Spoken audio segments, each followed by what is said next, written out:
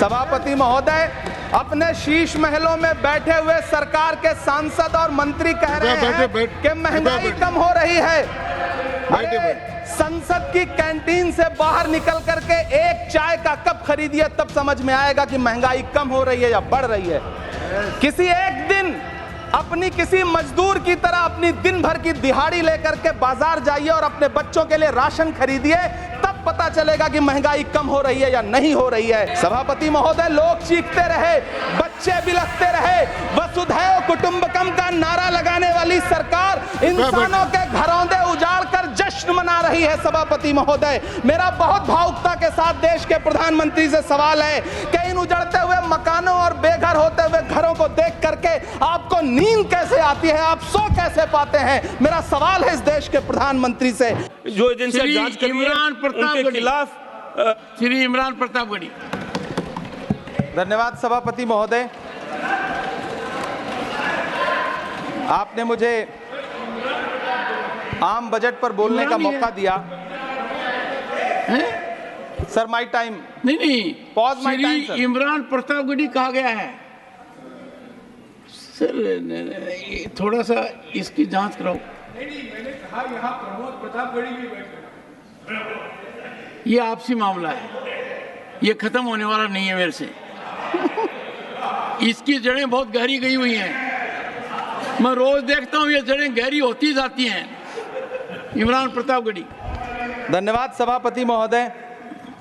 83 minute 71 बार थपथपाई गई मेज, 14,417 शब्दों का बजट भाषण और उस बजट में अपने लिए राहत तलाशती मिडिल क्लास की हैरत ज़दा आंखें। सभापति महोदय, मेरे हाथों में जो दस्तावेज है, दरअसल ये देश के किसानों, गरीबों, मजदूरों की उम्मीदों का स्मारक है। ऐसा लग रहा है जैसे वित्त मंत्री महोदया ने बजट नहीं तैयार किया है, बल्कि प्रधानमंत्री जी की मन की बात का संकलन तैयार किया है। टूटा हुआ लश्कर का भरम देख रहे हैं, टूटा हुआ लश्कर का भरम देख रहे हैं और जिल्ले इलाही के करम देख रहे हैं। ताकत का नशा अक्ल पे हावी है तुम्हारी, तुम देख न पाओगे जो हम देख रहे हैं।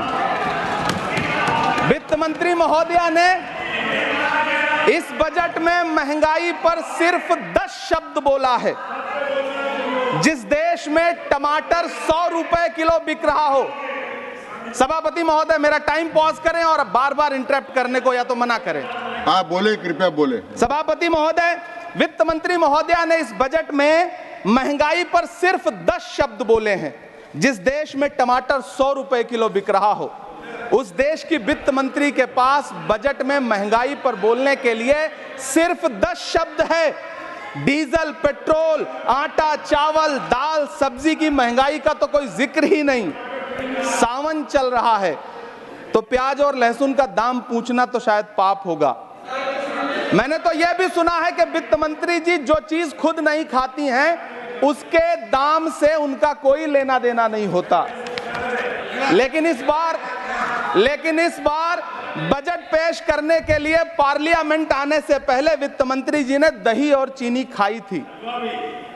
अब तो उनसे यह पूछा जा ही सकता है कि उन्हें दही, दूध और चीनी का रेट तो इन दिनों पता ही होगा। क्या उसे सस्ता करवाएंगी या नहीं सस्ता करवाएंगी? अगर पता है तो कृपया सस्ता करवाइए, क्योंकि इसी चीनी ने अमेठी में एक मंत्री महोदया का राजनीतिक कैरियर कड़वा कर दिया।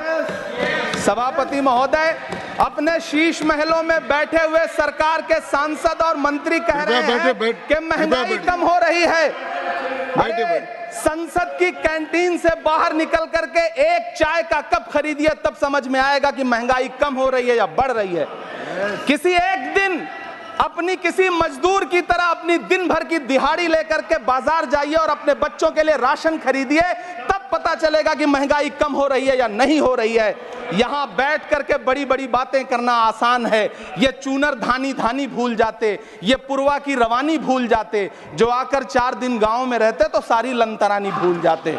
सभापति महोदय, इलेक्टोरल बॉन्ड खरीदने के नाम छुपाने वाली सरकार, इलेक्टोरल बॉन्ड खरीदने वालों के नाम छुपाने वाली सरकार इन दिनों आम के ठेला लगाने वालों के नाम जानना चाहती है। मुझे तो होटलों, ढाबों या आम के ठेलों पर नेम प्लेट लगवाने वालों से पूछना है कि कभी खून की बोतल पर देखा है किसी का नाम लिखा हुआ? मुझे पूछना है कि क्या कोरोना के दौरान अपनी उखड़ती हुई सांसों के लिए ऑक्सीजन तलाशने वाले किसी इंसान ने ऑक्सीजन लाने वाले किसी इंसान से पूछा था कि ऑक्सीजन लाने वाला इंसान हिंदू है या मुसलमान है? मुझे पूछना है कि लावारिस लाशों के लिए कोरोना में कांधा देने वाले, चिताओं के लिए लकड़ियां सजाने वाले किसी इंसान से पूछा गया था उसका नाम, उसका मजहब? लेकिन इन दिनों पूछा जा रहा है सभापति महोदय। अफसोस, देश के प्रधानमंत्री जी ने कभी न टूटने वाली चुप्पी ओढ़ ली है। सभापति महोदय, जनता ने 63 सीटें कम क्या कर दी, ये सरकार तो अमृतकाल का नाम लेना ही भूल गई। ये भूल गई है अमृतकाल को, ये भूल गई है मनरेगा को, ये भूल गई है मौलाना आजाद नेशनल फेलोशिप को, ये भूल गई है मणिपुर को, ये भूल गई है महाराष्ट्र को। मुझे गर्व है कि मैं राज्यसभा में महाराष्ट्र का प्रतिनिधित्व करता हूं। महाराष्ट्र जो देश की आर्थिक राजधानी है, जो टोटल कॉर्पोरेट टैक्स का 40%, इनकम टैक्स का 32% और जीएसटी का 20% इस देश को देता है, उस महाराष्ट्र के लिए इस बजट में एक शब्द नहीं है। आप बैठ जाए सभापति महोदय, आखिर महाराष्ट्र से किस बात का बदला लिया जा रहा है? महाराष्ट्र ने लोकसभा चुनाव में बाबा साहब अम्बेडकर के संविधान को बचाने के लिए वोट क्या कर दिया? प्रधानमंत्री जी तो महाराष्ट्र से बदला लेने पर उतर आए। अब तो शायद उन्हें याद भी ना हो यवतमाल का वो दाभड़ी गांव जहां 20 मार्च 2014 को वो किसानों के साथ चाय पर चर्चा करने गए थे और उनकी किस्मत बदलने के सपने दिखाए थे। उसी यवतमाल में पिछले 6 महीने में 132 किसानों ने आत्महत्या की है। सभापति महोदय, महाराष्ट्र में हर महीने 209 किसान आत्महत्या कर रहे हैं। राज्य सरकार द्वारा सौंपा गया आंकड़ा बताता है कि 1 जनवरी से 31 मई के बीच 1046 किसानों ने आत्महत्या की है। लेकिन अफसोस, इस बजट में महाराष्ट्र के किसानों के लिए कुछ भी नहीं है। किसानों से चिढ़ी हुई सरकार ने बजट में किसानों के एमएसपी की लीगल गारंटी नहीं दी। लेकिन याद रखिएगा, जो किसान का नहीं वो हिंदुस्तान का नहीं। सभापति महोदय, मुझे वित्त मंत्री जी से पूछना है कि वो जो कुछ साल पहले 100 स्मार्ट सिटी बनाने का ढोल पीटा गया था, सुना है उस ढोल में पानी भर गया है, इसीलिए आपने उसका नाम बदल करके सिटीज ऑफ ग्रोथ हब्स रख दिया है। अच्छा है, नाम बदलने का खेल खेलते रहिए, आपकी कई सरकारें तो इसी वजह से चल रही हैं। इस सरकार को पढ़े लिखे लोगों से दिक्कत है सभापति महोदय, इसीलिए इस सरकार ने यूजीसी का बजट 66% कम कर दिया है। वाह री सरकार।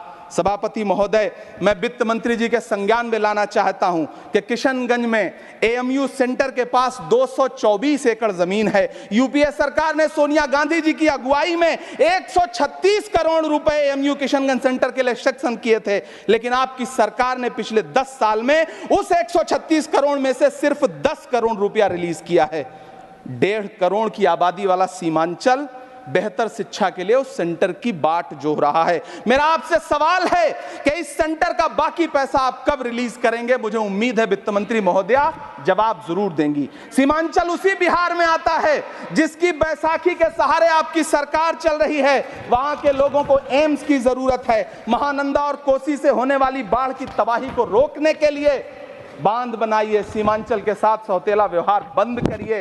इकोनॉमिक कॉरिडोर बनाने से किसी राज्य का विकास नहीं होगा, विकास होगा स्वास्थ्य और शिक्षा के बुनियादी मुद्दों के लिए बजट देने पर। सभापति महोदय, एक तरफ तो इस बजट में पीएम आवास योजना के तहत 3 करोड़ अतिरिक्त मकान देने की घोषणा है और दूसरी तरफ लखनऊ के अकबर नगर में 1280 वो मकान हैं जिन्हें रिवर फ्रंट बनाने के नाम पे बुलडोजर से जमींदोज कर दिया गया। सभापति महोदय, लोग चीखते रहे, बच्चे बिलखते रहे, वसुधैव कुटुंबकम का नारा लगाने वाली सरकार इंसानों के घरौंदे उजाड़ कर जश्न मना रही है। सभापति महोदय, मेरा बहुत भावुकता के साथ देश के प्रधानमंत्री से सवाल है कि इन उजड़ते हुए मकानों और बेघर होते हुए घरों को देख करके आपको नींद कैसे आती है, आप सो कैसे पाते हैं? मेरा सवाल है इस देश के प्रधानमंत्री से, या तो लोगों के घरों से उजाड़ना बंद करिए या फिर करोड़ों मकान बनाने की झूठी घोषणाएं करना बंद करिए। यह बजट झूठ का पुलिंदा है। यह बजट आपके पिछले साल के बजट का कट कॉपी पेस्ट है। यह बजट हमारे चुनावी घोषणा पत्र की नकल करने की एक बेईमान कोशिश है। लेकिन कहावत है ना कि नकल के लिए भी अकल चाहिए। मेरे हाथ में एक तरफ न्याय पत्र है जो हमारा है और दूसरी तरफ अन्याय पत्र है जो आपका है। इस सरकार को आलोचना सुनने की आदत नहीं है सभापति महोदय। जब आप इनसे सवाल पूछिए तो ये कहते हैं कि आप बताइए 70 साल में आपने क्या किया है। मैं तो इस सदन में कहना चाहता हूं सभापति महोदय कि हमसे 70 साल का हिसाब मांगने वालों, जो सरकार अपना चलाया हुआ 2000 का नोट 7 साल नहीं चला सकी, वो हमसे 70 साल का हिसाब मांगती है। सभापति महोदय, मैं अंत में आपसे यह कहना चाहता हूं, यह बजट बैसाखी पर टिकी हुई सरकार का कुर्सी बचाओ बजट है। इस बजट में राज्यों के साथ, किसानों के साथ, नौजवानों के साथ, महिलाओं के साथ, देश के मिडिल क्लास के साथ अन्याय किया गया है और इस अन्याय का खामियाजा आपको महाराष्ट्र, हरियाणा और झारखंड के चुनाव में भुगतना पड़ेगा। सभापति महोदय, इस सरकार ने नोटबंदी लगाकर देश की आम जनता की पूंजी छीन ली। बैठे नहीं बोले, कृपया। टैक्स लगा करके छोटे व्यापारियों के कारोबार छीन लिए, पेपर लीक करवा करके युवाओं की आंखों से नौकरी के सपने छीन लिए, अग्निवीर लाकर देश के जवानों की उम्मीदें छीन ली, बुलडोजर लगाकर लोगों के आशियाने छीन लिए, महंगाई लाकर देश की जनता की थाली से निवाले छीन लिए और नारा लगाया कि हम तो सेवक हैं, 18-18 घंटे काम करते हैं। इन्हीं लोगों के लिए किसी ने शेर कहा है कि जो सच और झूठ में दूरी है वो दूरी समझते हैं। सियासी हाकिमों की हम भी मजबूरी समझते हैं, वो अपना हक समझते हैं निवाला छीन लेने को। डकैती को बहुत से लोग मजदूरी समझते हैं। हमें पता है कि कैसी मजदूरी की जा रही है। सभापति महोदय, मैं यहाँ खड़ा होकर के अंत में आपसे कहना चाहता हूँ कि इस बजट में तमाम राज्यों के साथ अन्याय किया गया है। इस बजट में युवाओं के साथ अन्याय किया गया है, महिलाओं के साथ अन्याय किया गया है और खास तौर से महाराष्ट्र के लिए कुछ नहीं रखा गया है। महाराष्ट्र बाढ़ से जूझ रहा है, पानी बरसने से वहां 1500 से ज्यादा लोग मारे गए हैं।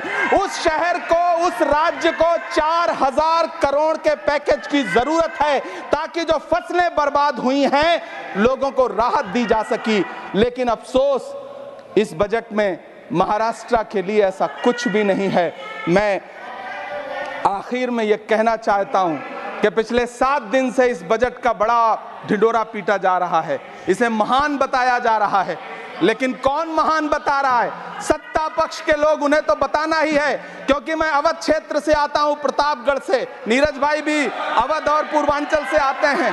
वहां एक कहावत है कि बिटिया की तारीफ किसने की? बिटिया की महतारी ने, यानी कि बेटी की प्रशंसा किसने की? मां ने। तो इस बजट की तारीफ सत्ता पक्ष करे तो करेगा ही, लेकिन विपक्ष के एक भी सांसद से आप पूछिए कि क्या उसके राज्य को कुछ मिला है, तो वो ये कहेगा कि नहीं, कुछ भी नहीं मिला है। बहुत बहुत धन्यवाद सभापति महोदय, मुझे आम बजट पर अपनी राय रखने के लिए। धन्यवाद। श्री अब्दुल बहाव, श्री अब्दुल